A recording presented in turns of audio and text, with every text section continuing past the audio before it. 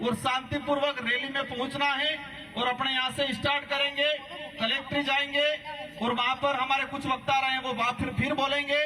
सबकी बात को सुनना है और आने वाले समय में आरक्षण की लड़ाई में सबसे आगे सबको खड़ा रहना है। इन्हीं शब्दों के साथ आप सबको धन्यवाद, आभार, जोहार। कुछ ज्ञापन आए थे, एक छात्रवृत्ति वाला, डूंगरपुर के 27 करोड़ छात्रवृत्ति आदिवासियों को नहीं मिली, बांसवाड़ा के 35 करोड़ के आसपास आदिवासियों की छात्रवृत्ति बाकी है, प्रतापगढ़, उदयपुर, सिरोही अनुसूचित क्षेत्र की मैंने जो डाटा निकाला है 100 करोड़ से अधिक छात्रवृत्ति आदिवासी बच्चों की आज भी बाकी है।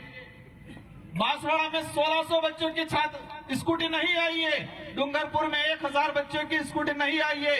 इस आधार पे पूरे अनुसूचित क्षेत्र में 3500 के आसपास बच्चों की हमारी स्कूटी नहीं मिल रही है और कह रहे हैं कि हम कल्याण करने वाले हैं, हम ये करने वाले हैं। इसलिए आप सभी को इस मंच का साथ देना है और इन्हीं के साथ आप सभी को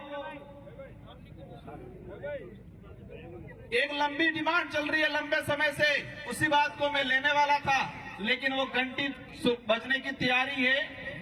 बाध्यता 40% की जो बाध्यता रखी गई है, लंबे समय से डिमांड चल रही है और आप सभी सरकार नहीं मानेगी, सरकार को झुकाएंगे। सरकार हमको एक बात पे डराती है, मुकदमे ठोक देंगे, मुकदमे ठोक देंगे। एक बात ये कान करके सुन ले कि हमारे पूर्वज मरने से नहीं डरे थे तो हम मुकदमे से डरने वाले नहीं है। इन्हीं शब्दों के साथ धन्यवाद, आभार, जय जवान। हमारा गरीब व्यक्ति आरएस में जाना, एसडीएम बनना चाहिए, वर्गीकरण होना चाहिए लेकिन क्षेत्रीय आधार पे होना चाहिए। ट्राइबल एडवाइजरी काउंसिल की बात करें, पैसा एक्ट की बात करें, हमारे यहाँ पर बड़े बड़े प्रोजेक्ट लगा रहे। पैसा एक्ट की जो कानून बना हुआ है उस कानून की पालना नहीं की जा रही है, लेकिन आने वाले समय में इन अधिकारियों को भी हम सबक सिखाएंगे कि पैसा एक्ट का प्रावधान क्या है और जो अधिकारी अगर कानून की अवहेलना करता है तो उसको भी कानून की भाषा हम सिखाएंगे, क्योंकि कानून के नाम से ये हमको डराने की कोशिश करते हैं, हर वक्त डराने की कोशिश करते हैं, हमारे गरीब भाइयों को डराने की कोशिश करते हैं। इसलिए चिंता नहीं करनी है। इन्हीं शब्दों के साथ सभी साथी कुछ वक्ता रहे, सुनना है। और बीच वाला पांडाल इसलिए खुला रखा था क्योंकि बीच में भीड़ ज्यादा होती है। जो गरीब परिवार को नहीं मिला उसको मिलना चाहिए, लेकिन कैसे मिलेगा, कैसे दिलाना है वो हम तय करेंगे। आदिवासी बाहुल्य क्षेत्र के जितने जो जनप्रतिनिधि है वो तय करेंगे और वो तय करके टीएससी में भेजेंगे और ट्राइबल एडवाइजरी काउंसिल राज्यपाल को भेजेगी और सारे राज्यों के राज्यपाल महोदय राष्ट्रपति को भेजेंगे। इसके बाद तरीके से लागू हो। अगर वर्गीकरण करना है, रेगिस्तान इलाके के भाई मांग कर रहे डीटीएस दे दो क्षेत्रीय आधार पे, अनुसूचित क्षेत्र में क्षेत्रीय आधार पे दे दो और शहर या हमारा हाड़ती वाला इलाका और फिर गैर अनुसूचित क्षेत्र वर्गीकरण करना है, क्षेत्रीय आधार पे कर दो तो कोई समस्या भी नहीं आएगी, न कोई लड़ाई होगी, न जातियों में बांटा जाएगा। अधिसूचना के आधार पे राजस्थान के अंदर 12 से 16 प्रकार की जातियां हैं। कितने भाग बांटोगे आप? ये लड़ाई करने का तरीका है। और जब इतना 12 भागों में आरक्षण बढ़ जाएगा फिर रोस्टर का क्या होगा? क्या होगा रोस्टर प्रणाली का? अब हमारे जो गरीब भाई आए उनको बेचारों को पता नहीं है रोस्टर क्या होगा।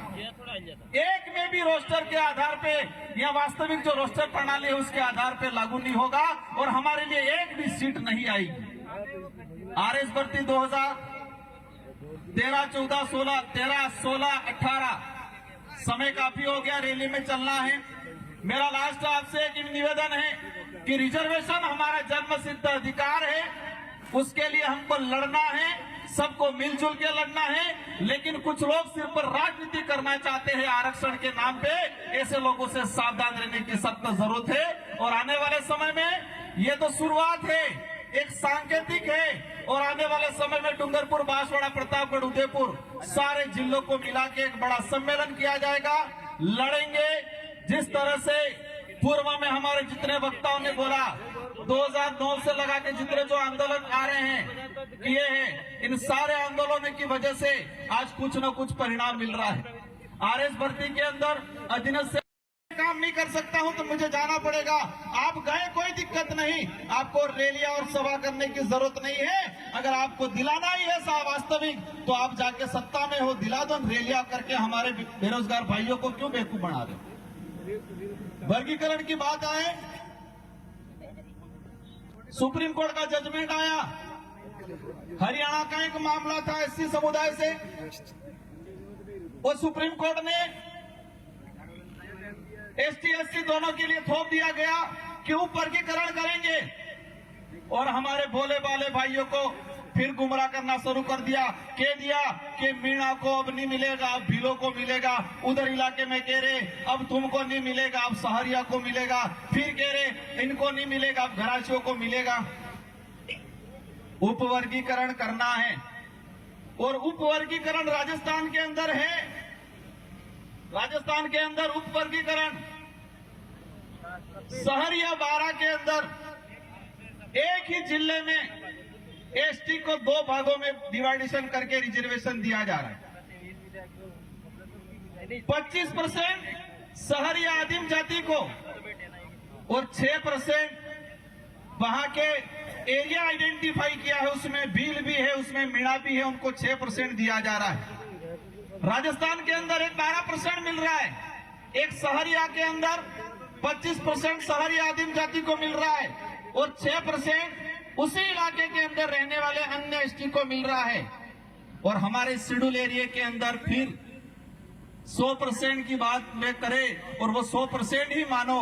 सद्भावी कौन है? सद्भावी का अर्थ हम हर समाज का, हर वर्ग का मान सम्मान करते हैं, लेकिन कोई हमारा हक खा ले, गरीब का हक खा ले, और तब हम चुप नहीं बैठ सकते।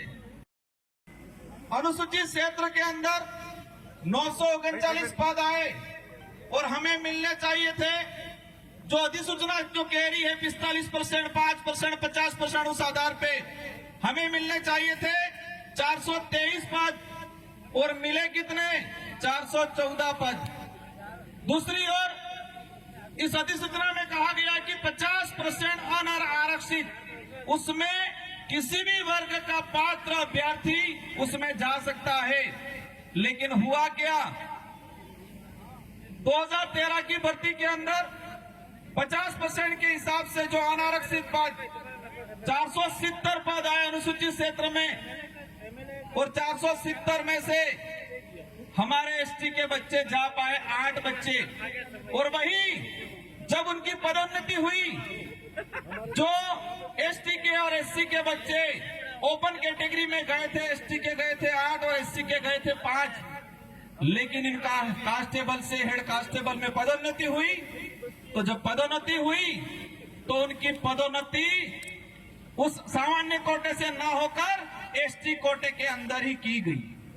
वही कहानी 2016, 2018, और इन तीनों भर्तियों की अगर डाटा बात करें तो कुल पद आए थे 2312, और 2312 में से हमारे भाई